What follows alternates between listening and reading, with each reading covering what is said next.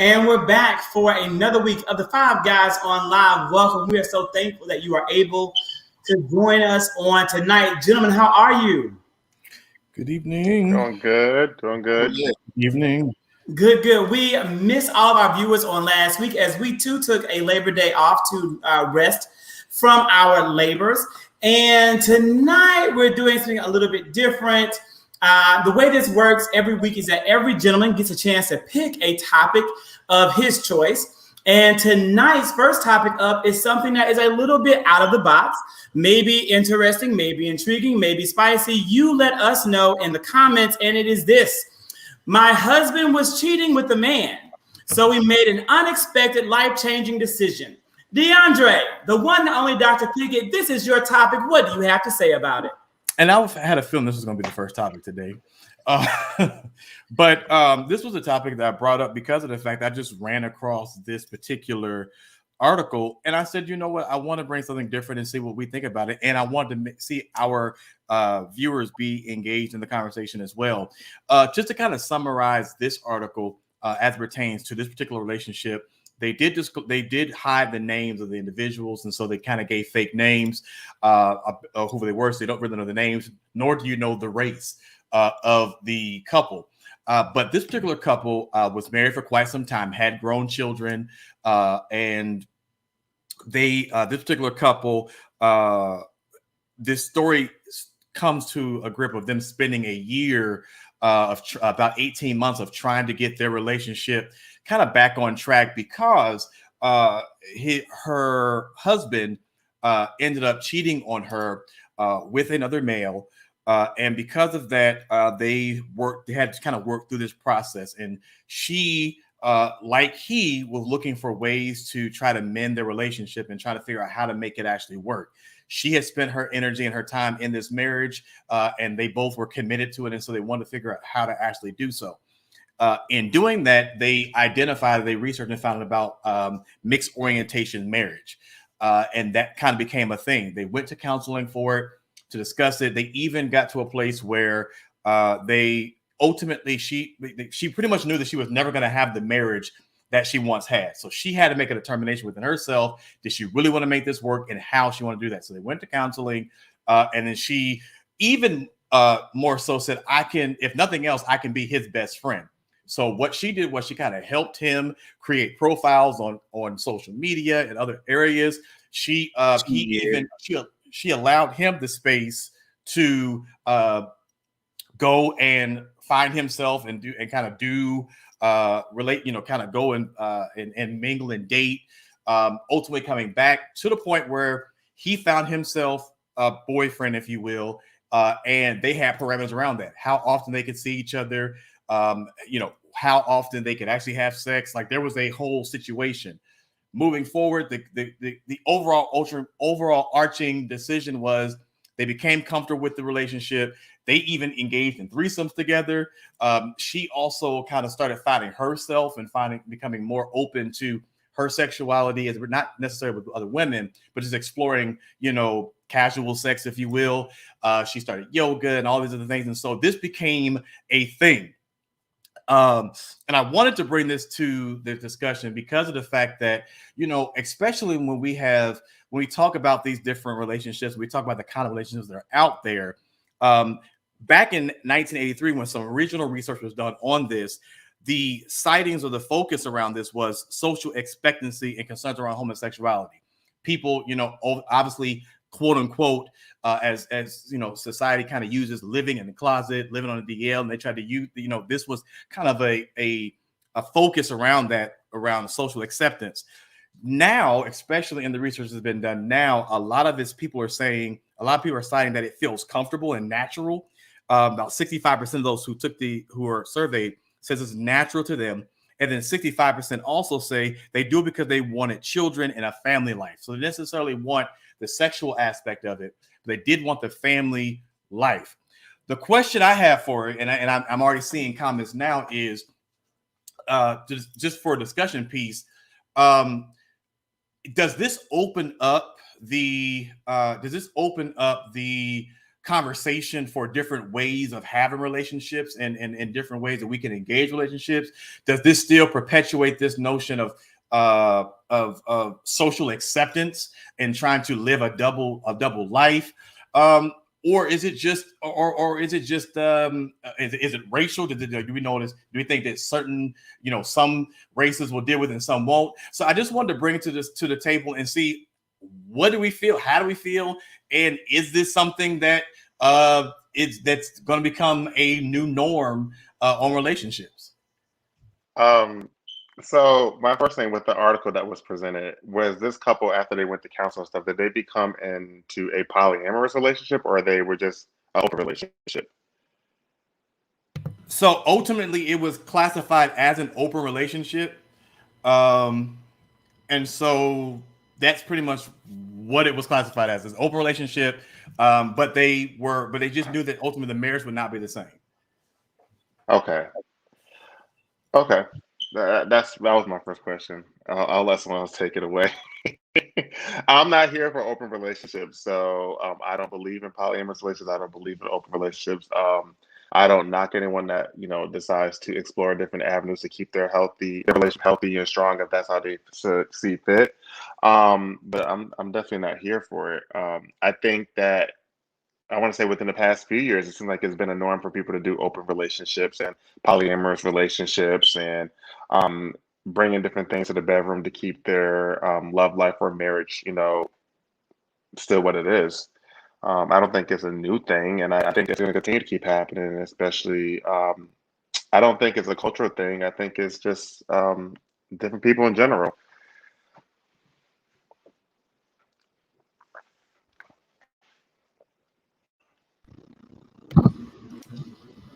So, in my research, like you said, Dr. Pickett, mixed orientation marriages, like, I YouTube it, and this is a big thing. Like, people, it was multiple videos, and they were like millions and the 500,000s in views and likes and comments, and I was like, whoa, because you hear about things like this in terms of mainstream media, but it always ends in divorce. Like, the woman caught the husband cheating with another man, divorce. You don't really hear the man and what cheating with another woman, they get a divorce. You really don't hear too much of that scenario, what have you. But this sort of, thing is a norm, if you will. I just didn't know how big of a thing, quote unquote, it was. I have to say, I agree with Ms. Gail. Zach, I don't know if you can pull her comment up, if that's her name, earlier, if you will. It's like, it may not be for her, but I'm not going to judge anybody who does it. I just think that right now, in the society that we're living in, a lot of people, especially during the pandemic, I think a lot of people sort of spent time unlearning a lot of traditional things and standards and values, as our mothers taught us, grandmothers taught us, great grandmothers taught us, so on and so forth, that may not have what worked for somebody in the 40s may not work for somebody in 2021, so on and so forth. So I think people are now living and feeling more empowered and comfortable to create their own formula, to create their own relationships and their own dynamics, to the point where, not to the point where at the end game is, if they're happy, then they're happy, and if people stay out of their house and sweep in front of their own front porch and keep it pushing, then people can just do them and live in peace and go about their merry little way. But I do think it is just, just a sign of just society, again, feeling more empowered and free and just cultivating their own happiness.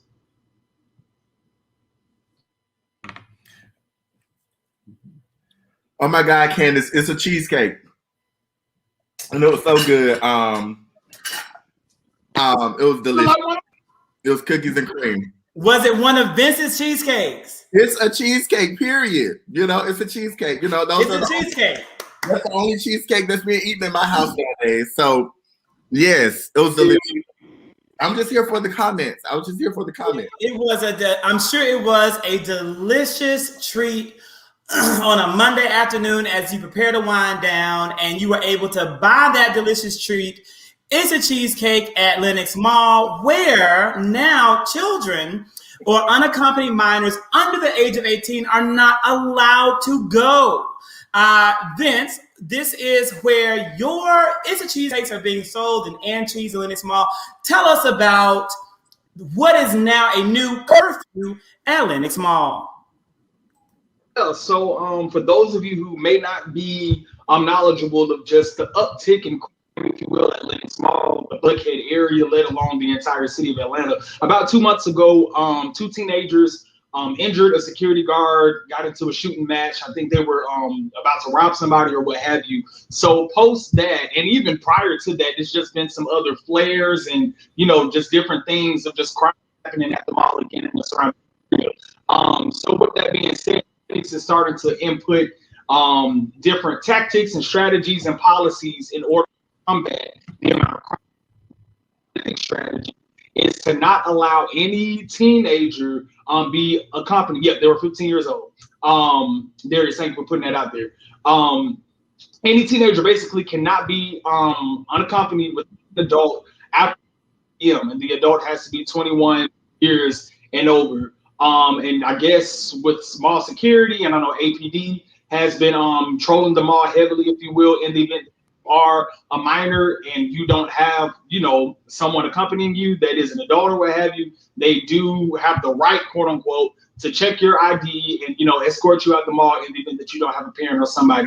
So going into deeper into the story, I was watching like 11 Alive News here, and they were interviewing the guy that is of holding the reins with wanting Buckhead to be its own city. He pretty much made the point where he doesn't think that this policy is going to hold up. The teenagers can find just an older person that's 21 that can, behave the same way as them, share the same beliefs and character, and still go about and do, produce the same energy and produce the same habits and crimes, if you will, as they are wanting to do. So my question to the guys is, do you think that this will be successful? And then why do you feel, I don't think we ever really talked about this. We see it all the time on our timelines, and especially if you follow Georgia-based or Atlanta-based social media, just the uptick in crime, specifically Lenox Mall. Like, what's your whole thoughts around it? I know we got CJ and Darius. I know they're saying the Beverly Hills, Atlanta right now.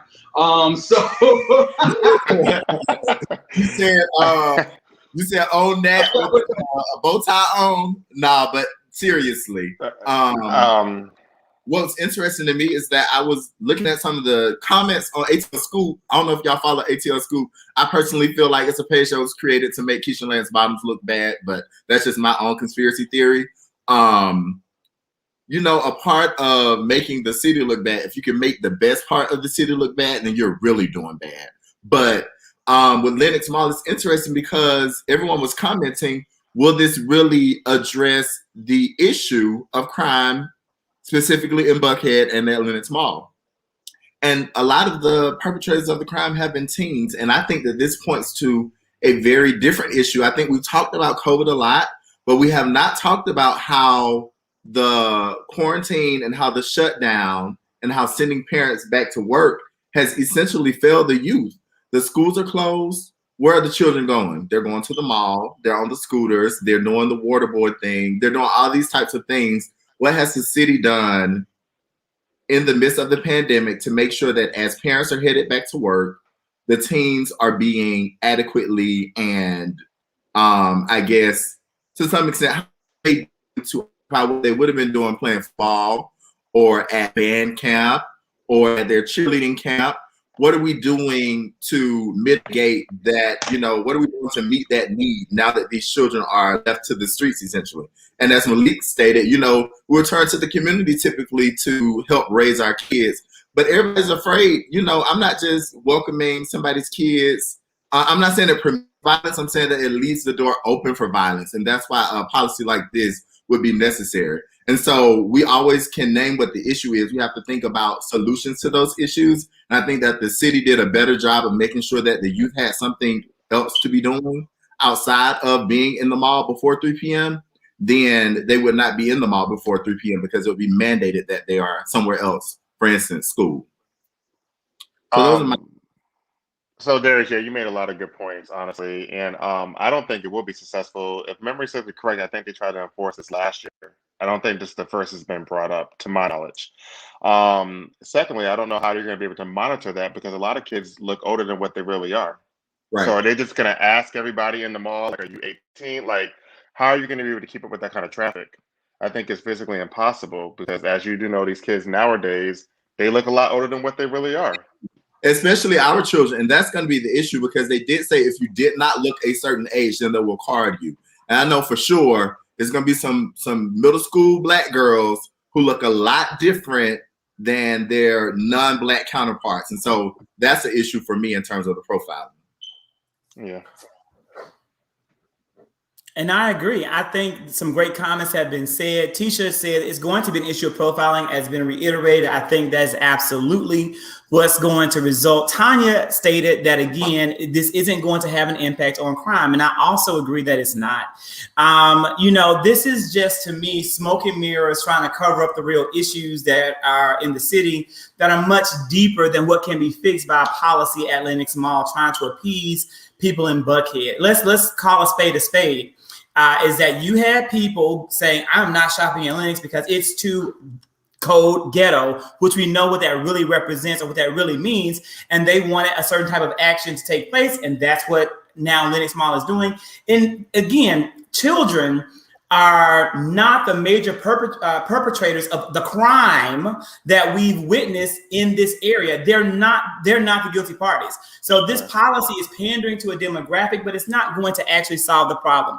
And I think multiple people have stated here that it's the adults that need the curfew or it's the parents that need to be held accountable. Mary, great comment, has said parenting is not the same as parenting when she grew up. We looked and we acted our ages, but now some of these young ladies wear makeup and different things. Well, Mary, now I don't know if it's the makeup. I don't know if it's the Rihanna Fenty that's making the young girls do certain things, maybe, or if it's the nail polish that the young men are wearing that's making them, do certain things. But what I do believe is that we are living in a media rapid age, or where social media is allowing for the rapid growth of people and without the rapid maturity of people. And I think that is absolutely having an impact. Again, I don't necessarily know if this is going to have any impact on crime in the Buckhead area, but I think if anything, it's going to possibly lead to problems and drama for our young people. And that's what I don't want to see. More policing of young black bodies. More policing of young black bodies. And again, Malik concludes this by saying we have to adjust. Y'all stuck in these antiquated models of how they look. Oh, they're growing up and looking older faster. That doesn't lessen our responsibility. How do we reach them? I mean, that's a really good question. It's a really good question, but ultimately what it comes down to is whose job is it to reach them? I know that, again, whose job really is it to reach them? I think that's a pretty, something valid to talk about. At seventh graders sit there, my friend, and look crazy when you put them in their place. We talk about the music. And again, I argue back, thank you, Tanya, it's the rapid growth without the maturity, much of it being fostered by, social media. But with that being said, sometimes social media, wait, Dr. P, you have a thought to add to it? Any other thoughts here in this? Because again, everyone seems to be very adequate about this is the parents' work. This is the parents' role. It is the parents' job, but it is much harder for parents to have an eye on their kids while they are working. You can't be in two places at once. You just can't, because who would have a child and not want them to do the best and be the very best? No one is telling their child to go and shoot up Lenox Mall. They're not doing that. They're at work and their children aren't at school. And so that's not an excuse. That's just the reality that we live in. So we do have to figure out how we meet the need. And if we continue to point the finger, the only thing that's going to continue to happen is crime is going to continue to be on the rise. Yeah, I like with the you said that how Lenox is now being quote unquote ghetto. This policy is not to combat crime. It's to polish the aesthetic, quote unquote. Lenox, like, what does the shopper that they would prefer look like coming into the mall? Can we get those types of persons roaming court? So versus a boy from West Atlanta.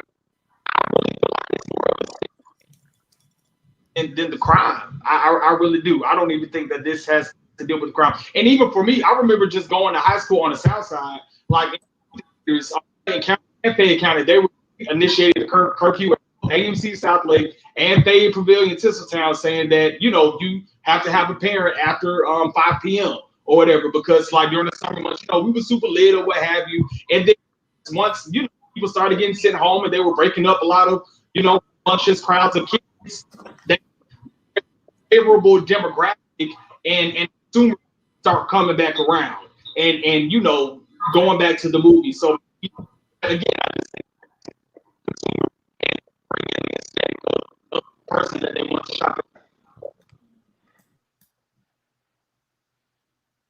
Quick, whose audio is that? Is it? Am I only hearing it, or? Vince, you may need to.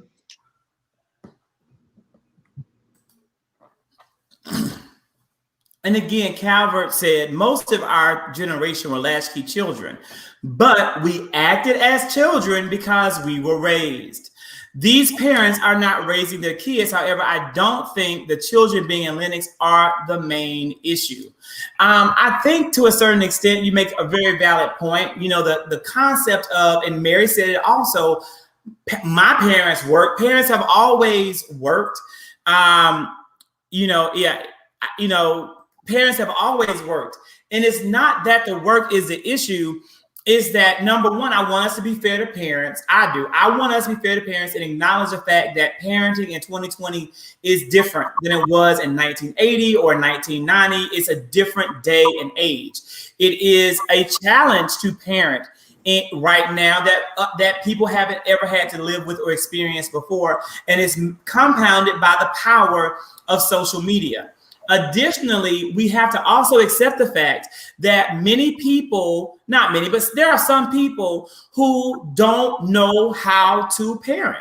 And that isn't something that anyone teaches you. No one sits and teaches you how to parent. You look to your examples, you look to your lived experiences, and that's how you learn to be a parent. If you had faulty models in the past, it's going to probably result in you perhaps doing some things that may not be positive or that may be detrimental. And that's why generational trauma oftentimes endures in families. So I say that on behalf of the parents because it's easy to put the blame there, but we have to look deeper into the issue. I don't think many parents in this world say, I want to be a bad parent. Right. I think many parents do the very best they can to be a parent, but there are a number of factors that impact your ability to be successful. I don't know how to parent. I realize now I don't ever want to be a parent because I do not know if I would be a great one. And I feel as though that is the most important job anyone can ever assume. And the consequences and the responsibilities of failure are great. Here's my thing. Like, I just always have an issue with this. I mean, of course, parents have the right. I mean, they have the responsibility to parent. But how many of us have been raised by really great parents who taught us wrong from right, and we still made decisions that did not align with what they wanted us to do? Absolutely. I could have been in jail because of it. So you're not going to say that Vera was a bad parent because I ended up in some handcuffs. The only thing that a parent can do is teach you right from wrong and pray that when you are out of their view, that you remember those values and that you put those values into action. I don't think that anybody's putting a gun into their 10-year-old or their 12-year-old or their 13-year-old's hands. I do think that they know how to get those, especially when they're in situations in communities where they're not in the view of adults as often as they would be if we were not in the middle of a pandemic, because they would be in school, they would be at football practice, they would be at cheerleading practice, they would be at band practice, they would be at the Boys and Girls Club, they would be at any number of places. But instead, we have sent parents back to work and we've left them to the streets. So all I'm saying is we all have to take responsibility for making sure that we have wraparound support for the children. Yeah, and it's a good point, Malik, is that, certain types of music have always been here. They've always influenced generations. Again, it's a bigger issue. It's not just one isolated, thing that's there, that's causing it. But again, I also want to know, to what extent is it even real? Sometimes I've noticed in the Atlanta media, we talked about earlier, ATL Scoop, an isolated incident or an isolated occurrence becomes like overemphasize like it's the norm. That too, again, I think I haven't done enough research to really evaluate and peel back the onion about Atlanta's crime problem and to what extent it's really on the increase. But that's something that I think is definitely worth researching. CJ. Yeah, I will say this. I know that Darius had made a comment earlier about ATL Scoop. You like it was a way to kind of make Keisha look bad, and how they took the best area in Atlanta to make it look really worse than what it is. But the reality is Buckhead is getting bad.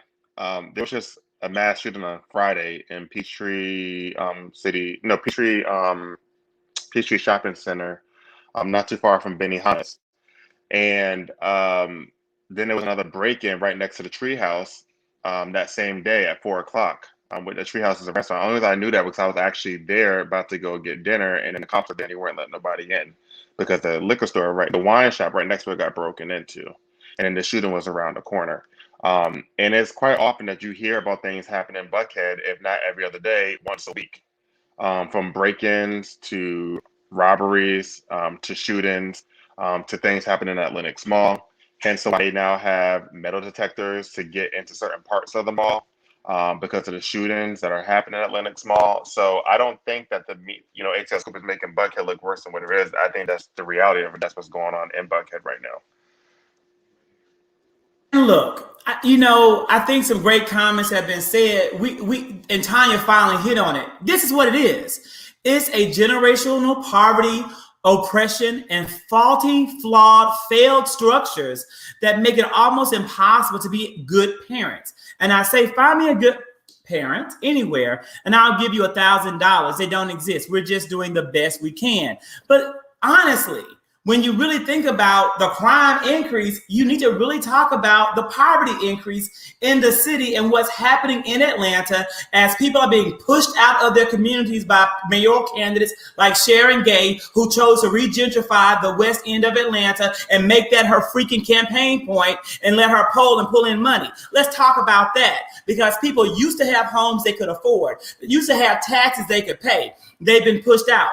And that whole entire part of Atlanta that Sharon Gay brags about on her commercial that she pushed through and re-gentrified, that area of Atlanta is the third place they pushed freed Black people to post-Civil War, just to once again take it from them over and over and over. These are the generational poverty issues that Tanya talks about that we don't talk about. So when people come and talk about Buckhead's getting bad, I don't give two F's about Buckhead getting bad. I don't care about Buckhead. What I care about is the whole systemic issues that undergird Atlanta. People are poor, and poor people aren't living in Buckhead, and they're not living in Buckhead because they can't afford it. But soon they want to be living in the city of Atlanta because they won't be able to afford that either. Very few of us in the top will be able to still live and call the city home that we live in, because we are allowing these types of perceptions to take over and make people think our city is something that it's not. Or so I believe. I agree.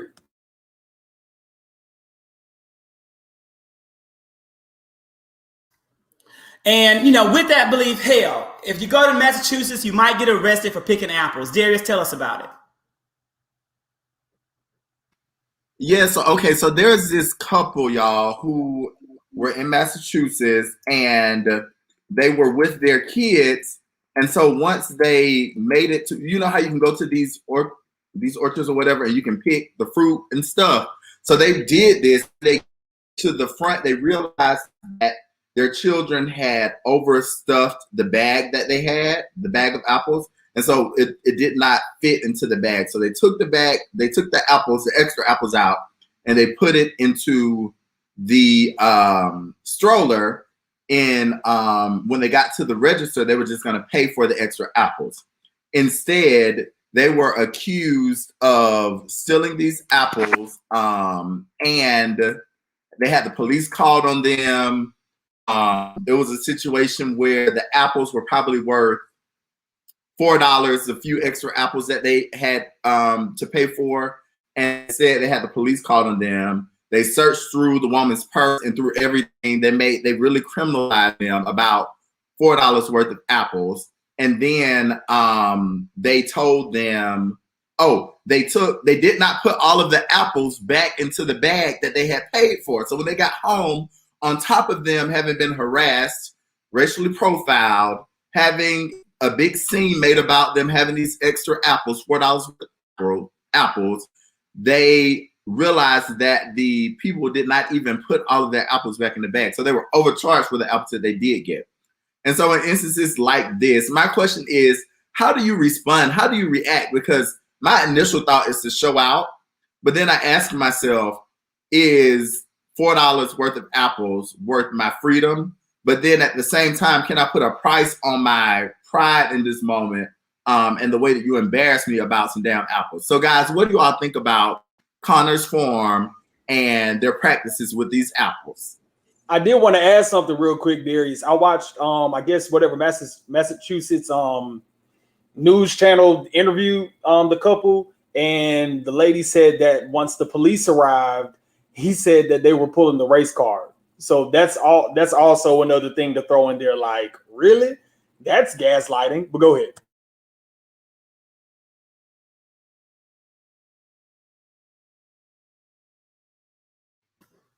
Zach, how you showing up about these apples?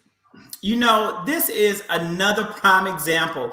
When you really think about it, I just want to know, in 2021, we Black people in 2021 cannot do the whitest of things. We can't go bird watching in Central Park without Karen calling the police on us and saying the Black man is trying to attack me and my dog Scooter. That was Amy Cooper circa last year. Let me tell you something what we don't do, okay? I don't know Black people that, what's them big balls you roll the big balls, the game, bossy. Black people don't play bossy. Black people do not play bossy, and Black people don't go to the orchard to pick apples unless you look like this. Okay? Now you look at them. Zach, no, I want you to look at her. I want you to look at her jewelry. I want you to look at him. I want you to look at his shirt. I want you to look at the beautiful butterflies on that little girl's dress. Okay? The average Black family isn't dressing like that, taking a photo in front of the beautiful imagery. That's not what I know my friends to be doing. Okay? We dress a little different for our photos, and we do a little bit better. Okay? Now, all of that to say, we can't even go to the orchard and pick apples without being accused of stealing 6 funky apples. The freaking order came to over $100. Why would they need to steal 6 nasty apples from Connor's Farm? Those apples are probably infested with worms, gnats, bugs, and all kinds of filth that go unchecked. I am disgusted. I am dismayed, and they make me sick. And let me tell you, I'm sick on 2 reasons. I'm sick, number one, by Connor Farm, but I'm also sick by the fact that this family only wanted from Connor Farm. They said, I want an apology. I want you to give me an apology, and I want you to give me back, the money for the 6 apples. That's all you want. They racially profiled you. They racially discriminated against you, and they would have had you in jail with charges and a record. That's what they would have done to you. And all you want is an apology. It makes me sick because there are too many people who are sitting here being apologists for people like Connor Farm. Shut the whole place down. And they didn't even give an apology initially, Zach. They only gave an apology because of the social media backlash. And then just like any typical company, you get social media backlash. Now you're doing inclusive training and, we need to unify and come together and everybody's welcome here. But before they got the social media backlash, they were doubling down on their decision and how they treated them and how they decide to go about, charging in XYZ. So, yeah, it's crazy out here, man. Lord Jesus. Yeah, and it is treachery, and I think that people are talking about it, and I think it's important that we continue to talk about it and recognize that when it happens to one, like when you're the victim and you get exonerated, you have a responsibility to the rest of America to highlight and have the people truly atone for what they've done. And you're right, Lawrence, those were some sour apples, some funky, nasty apples that have some apples have that mold, that meal, that like web webbing in it. No, Those are webbed apples. They're disgusting. And then again, they don't even let they drink Casamigos. Yeah. So Zach, I guess my only pushback with them being, what they asked for is kind of, for me, based on the kind of person you said they were. Like, you're expecting them to be radicalists when in essence they don't present themselves to be one. Like, they look like that's all they want. Like, they look like, and I think at times, sometimes we want people to say, you should take more than that. You should take more than that, especially if that's kind of not the person they are. And that's not the group of people they are. I'm not going to expect these crew, because they say, I hate to say this, but they might be the go along to get along type people. And so she's a minister. But again, so I'm just like, she's operating in the love of God, But it could be like literally they just the back, maybe upbringing, just the situation. So I think it's kind of one of those situations to where, like, I hear it, like, I get it. Like, yeah, you should be asking for more. But again, you went into a place where it's 0.35% African Americans in the whole demographic in the area, and you're expecting them to treat you any differently than that. So I kind of like, we want them to be, we want them to speak up more. But at the end of the day, I'm like, that may not even be who they are. They may be good with, the treatment. They may be good with, just, what? I just want the apology. Maybe it was a misunderstanding. And so we are outraged. We might be upset and might be outright mad. But for them, it could just be simple. Maybe it's a misunderstanding. So it's kind of one of those, I can't expect them to be the rah-rahs, especially if that's not where they come from or what they even look at. They're going to let the Lord handle it. Well, on the other side, Darius, I didn't know that she was a minister. In the interview I watched, she actually, I don't know if she sits on the board of education, but she's a community leader in the education realm in that area. And so for me, I'm thinking about it from the opposite angle. You never know who you messing with. You never know who you profiling. I don't know if you remember some years ago when that, I think in Florida, if she was like the state attorney or something, black woman, she got pulled over for no reason. And then when the cop went to go get her license and registration, she told him who he was, and then he just backed off out of nowhere. It was like viral, went all over CNN, because he didn't realize, like, you never know who you profiling, you never know who you messing with. And her being a community leader, I definitely think is a shock to Connors Farms, because now that heightened, the whole profiling situation or what have you. So yeah, I look at it from that angle, Dr. Pickett. Yeah, I had a birthday. And again, she may have been concerned about her ministry, and she may have a beautiful congregation full of people from all walks of life and all races, cultures, and creeds, and she could be living the true epitome of the King, of Reverend Dr. Martin Luther King. Nonetheless, I think that I want to, again, I'm not saying what she should do. I'm just saying I'm pissed at her too. Okay, that's what I'm saying.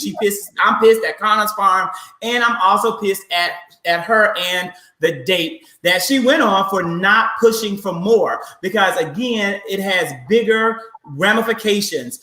If it wasn't her, if it was me, or if it was you, or if it was someone else, would the consequences have been the same? What would have then happened if she hadn't have been the minister, or she hadn't have been an elected official? What would have been the consequences of those actions? There are Black people in this country every single day who are falsely imprisoned and falsely accused, and who suffer the harshest brunt bearing down of the American judicial system. Again, we have in collective action a collective responsibility, and it's her right to do it or not do it. I understand that. I'm just simply saying she disappoints me, not only in her fashion choices, but also in how she's chosen to handle this situation. And again, I think we have some really good comments in here. So many different things. And again, Katie, you make a good point about, putting people's family on the line.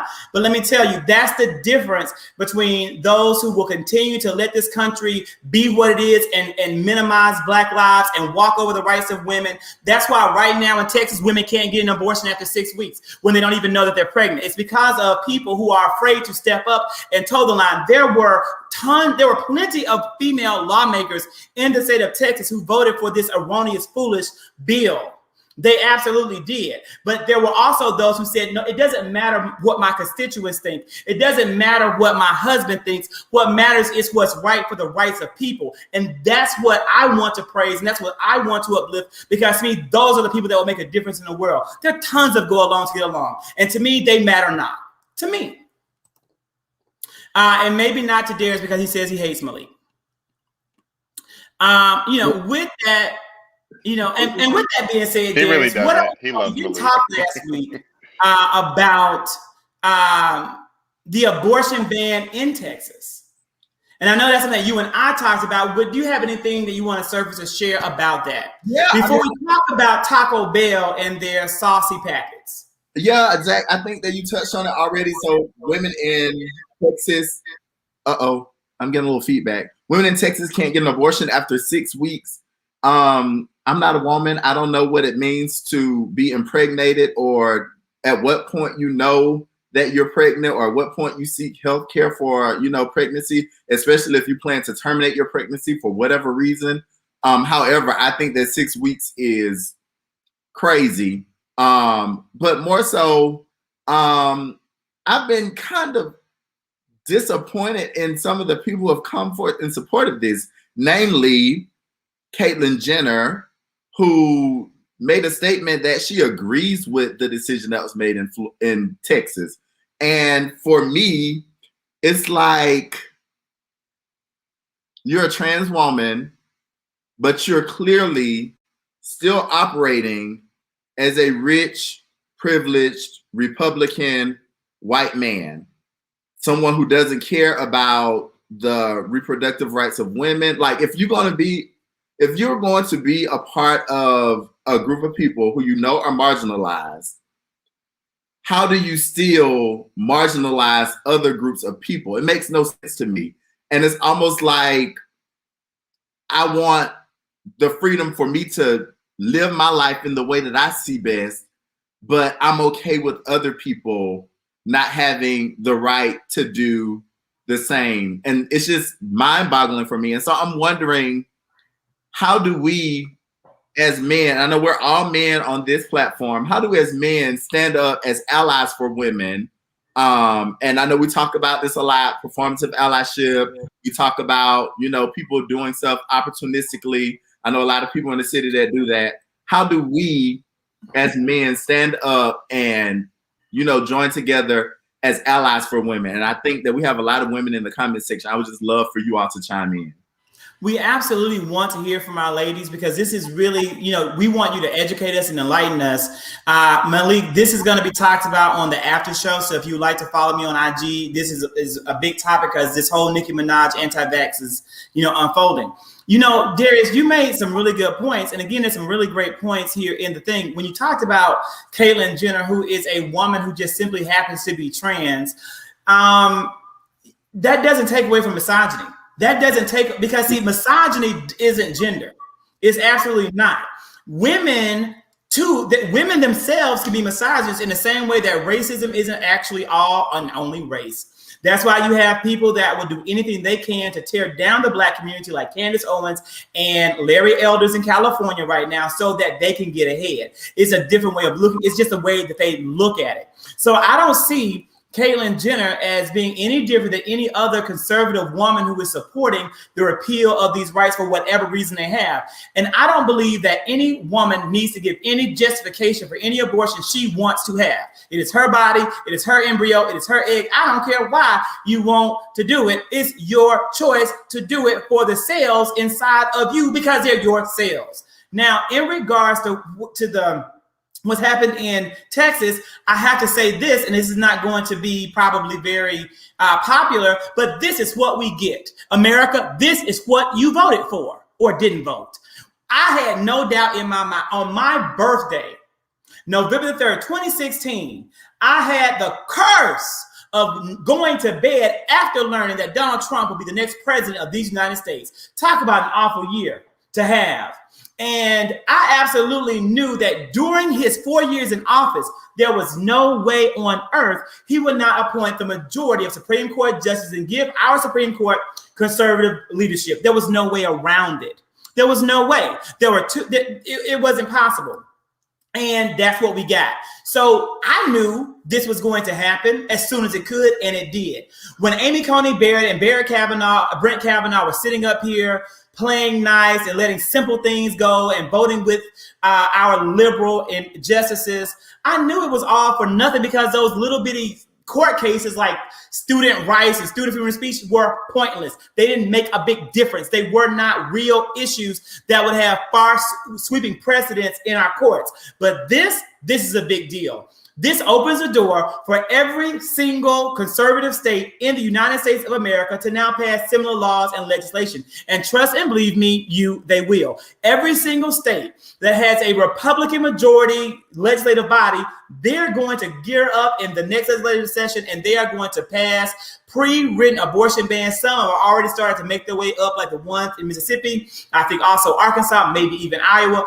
It's going to pass. And there is nothing that can be done about it other than a legislative action, which is highly unlikely to happen when you have a United States Senate that is 48, that's 44, that's 46 Democrats, 2 independents, and then 2 idiots, along with 50 Republicans. Not going to happen. We're screwed. And Darius, I'm probably going to make another statement that's probably not popular. But at the end of the day, we also know that social issues are judged in social issues are judged in public.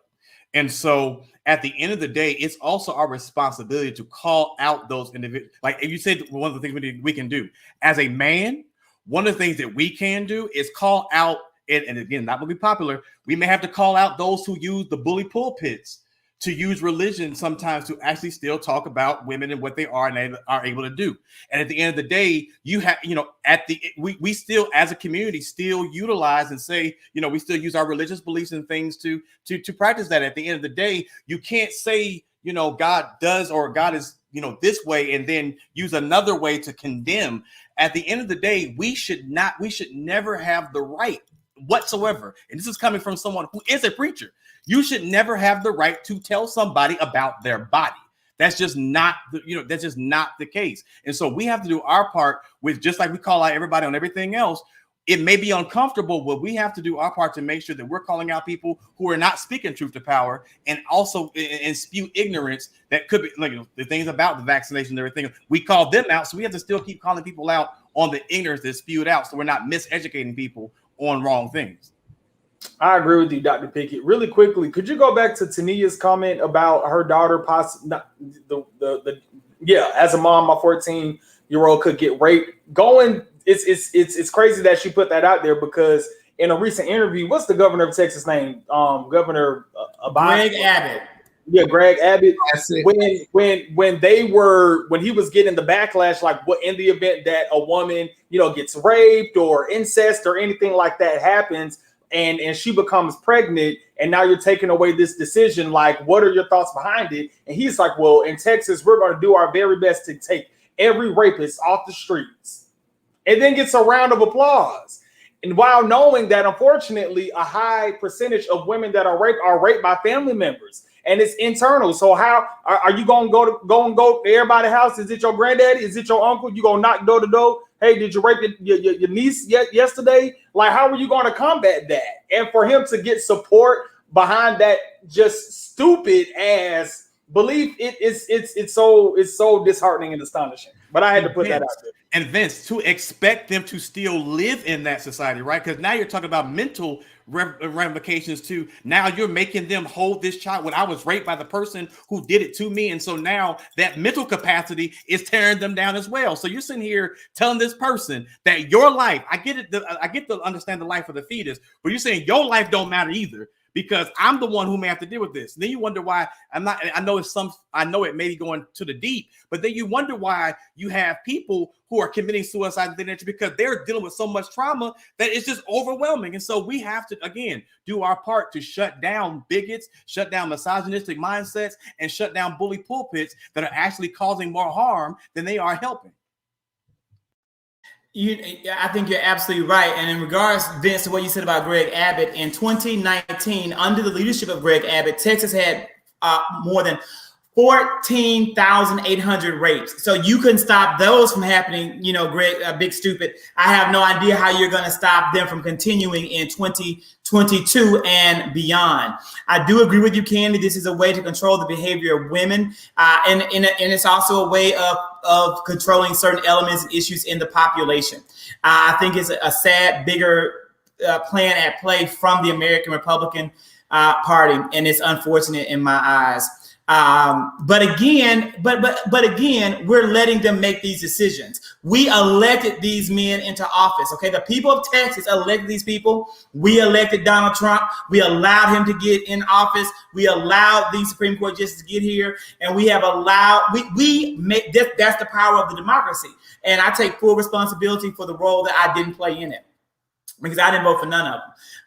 And again, you're right. It's not, but again, Vanessa, the point is he's not going to take any rapists off the street, because again, if he could take them off the street, the 14,000 rapes that happened in 2019 wouldn't have happened. It wouldn't have been that large of a number.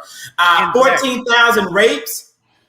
I'm gonna say, and Zach, if truth be told, if you really want to call a spade, they'll also have to go to the government and find out how many of those government officials are also causing the issues as well. So if you want to really talk about it, these government officials are also doing the underhanded and all the extra stuff, and so then you really gonna start calling folk out. So you really don't want to go there. And I just want to say, because we talked a lot about rapists, but at the end of the day, if someone wasn't raped and decides that they don't want to have a baby, I don't want to have a baby. Are you gonna take care of the baby? Are you gonna carry it for the 9 months?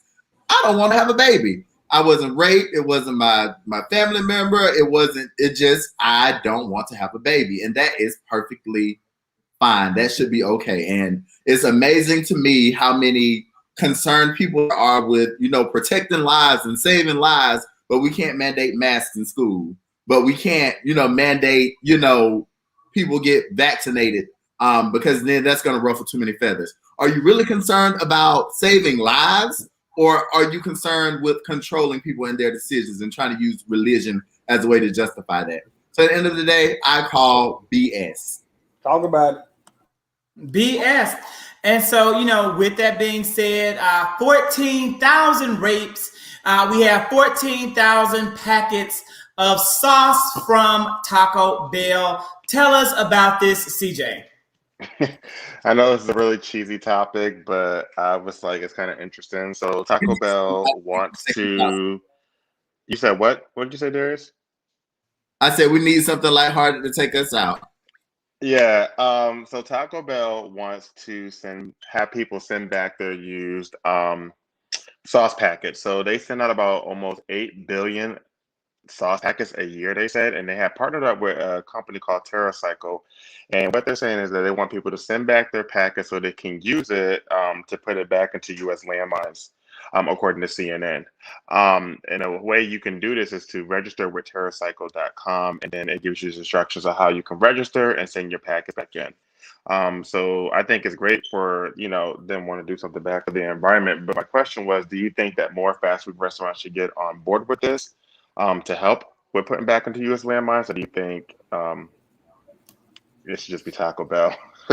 Well, here's the thing. Let's start from the top with Taco Bell. There has never ever in my 31 years on this earth that I've been to a Taco Bell and they don't give you an exceeding abundance amount of sauces for your one taco. You can literally ask for one soft taco and a gordita crunch, and they will give you 15 miles, and then 24 hots, and you don't even do hots, and then 3 volcanoes, and I don't even do volcano at all. So your whole messy drawer in your kitchen is filled with an abundance of Taco Bell sauces. So I feel that if the employees actually just give people 2 to 3 per bag, you actually could cut down from 8 billion to maybe 2 billion, or even get into the upper millions. You get what I'm saying? Like, here's a thought. Cut down on that part first. Here's a thought. This is what we did at McDonald's. When someone asked for sauce, you know what we did? We asked them, how many would you like? Because nobody's going to ask you for 30 packets of sauce. They charge you. If you don't even get a meal with sauce, they charge you 25 cents. Well, certain fast foods does that. Chick-fil-A doesn't charge for extra sauce. Zaxby's be charging extra for their sauces. Personally, Chick-fil-A does not charge you for extra sauce because Chick-fil-A will give you a whole bunch of sauce. And no, they won't. Not anymore. Chick-fil-A does. They got a shortage. They have a shortage on their containers. Oh, well, I never had issue with getting extra sauce from Chick-fil-A without a cost. Now, McDonald's, on the other hand, they will charge you 25 cents for extra sauce. Yeah. Well, I don't know. But I guess ultimately, do you think this is a good thing that they're trying to do to put back into the U.S. landmines? Do you think it's not a good thing?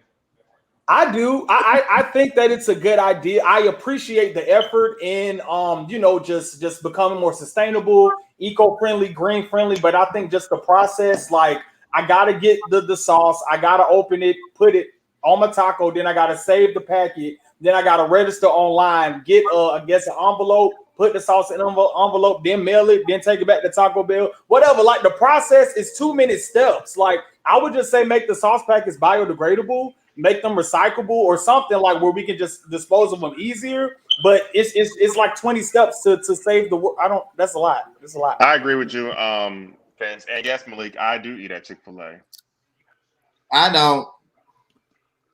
I think it's dumb. You was tempted. I also don't eat. No, what Darius does, he gets other people to buy it for him, so it looks like he's not supporting him. When has that happened, CJ? Oh, not on my dime, but okay. So you're cute because the last I checked, I sent you my point so that you could get you a sandwich. Now check that. Okay, but back to the topic at hand, which is Taco Bell, which I don't eat Taco Bell. I make my own tacos, so I don't want their nasty taco sauce because you're really good, may I add. I feel like what you say about my tacos? I said your tacos are really good. I just wanted everybody to hear that, but thank you. I was this close I was going to reach out to Horatio Jackson because I believe in supporting those who support me. And Horatio is one of our super fans, and we adore you. We appreciate you. And I was going to reach out to Horatio, and I was going to say, I know that you are working on your degree in like production and design. And I know that my new venture, the Zactivist Speaks, needs a brand new intro. And I was going to say, Horatio, put something together for me and I'll pay what the fee may be. But I am not going to pay anyone who is going to take my money and spend that money at Chick-fil-A. It's not going to ever happen. And the fact that you would eat at Chick-fil-A twice when they hate Black people and they hate members of the LGBTQ+ community, it absolutely is a shame, and you ought to feel awful. So let Chick-fil-A have Horatio. I'm going to let somebody else have mine. Now, with that being said, don't feel awful. Hold on, don't feel awful, Horatio. You continue to keep eating there. You see what CJ is going to use you for, and you see what would have used you for, and you come back to me on that. Now, because Chick-fil-A eaters stick together from what I have been told. Now, let me say this. I was going to, my topic was going to be the drop in President Joe Biden's approval rating and the variety of factors that have contributed to it. But so I put my topic on the end so that all the gentlemen would have their topics explored because some of them, I'm sure you thought the topics were so important to share and would be well in fitting with our brand. So with that being said, I will discuss this topic about President Biden's approval rating on the after show on my IG Live. Come to the Zactivist. It will be one of our first topics. I can't wait to see you there. With that being said, Darius, 365 days of Black history. First of all, I just want to say, Kristen, don't come on here trying to tell my business because I told my own business. I told Zach that I relapsed and the Chick-fil-A was absolutely disgusting and I'll never eat it again. So don't you come on here trying to tell my facts when your fiction is so off. Okay, CJ, I am going to defer to you for the Black History 365 moment of the night. What? Well, I didn't. Oh, no, I gave it to you to talk about. I didn't. I'm sorry. Okay, but no. Okay, no. And Candace, yes. Okay, Candace did. I seen a comment from Candace saying, yes, the rest in peace to Greg Leaks. He did pass away and was called to heaven on September 1st. He was dealing with colon cancer off and on for the past couple of years. And, he fought a good fight and, he was called to heaven last week. They had a ceremony for him and a celebration for him at the lounge last Monday, and a lot of the celebrities and a lot of housewives of Atlanta and Other reality TV stars came. Yolanda Adams sang, and Tamar Braxton sang, and Kiki Wyatt, and I want to say Leandra Johnson. She did too as well. Escape did a tribute song for Greg as well. So my heart definitely goes out to the Leaks family in their time right now, their difficult time right now, and dealing with their loss. So everyone can keep them, Nene and her family and friends and family in prayer. I'll pull it up, CJ. Oh, you did. Okay. Okay, yeah. So the Black History 365 moment for the night before you all meet us on Instagram live for our after show. Pela Uba, I'm going to say, is the first Black woman to be crowned Miss Ireland in the pageant's 74-year history. See, the thing about Black history is that we're making Black history every single day. And so thank you so much to CJ for letting us all know that Pamela Uba is the first Black woman to be crowned Miss Ireland. We salute her, and she looked absolutely stunning, absolutely fabulous. So that is our Black History 365 moment of the week. And so, you know, that's great to do a wonderful job of representing the whole diaspora and reaching out to Ireland. So good job to her for that. I don't know her. I don't know her. So I'm going to have to Google her and look her up and see, you know, who she is, how she looks, before I can, you know, give her kudos, because she might look like the, you know, Apple Farms. All right, everyone, have a wonderful, wonderful week, and we can't wait to see you next week.